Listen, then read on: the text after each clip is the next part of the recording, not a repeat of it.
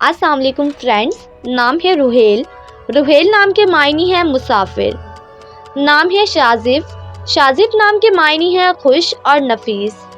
نام ہے عارش۔ عارش نام کے معنی ہے صراط مستقیم پر چلنے والا۔ نام ہے شاہزین۔ شاہزین نام کے معنی ہے ہنرمند۔ نام ہے وقام۔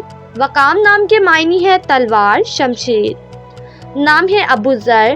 ابو ذر نام کے معنی ہے سب سے پہلے اور اوپر۔ نام ہے آہل۔ آہل نام کے معنی ہے عظیم بادشاہ، لیڈر۔ نام ہے شہاب۔ شہاب نام کے معنی ہے چمکدار، روشن۔ نام ہے عرفان۔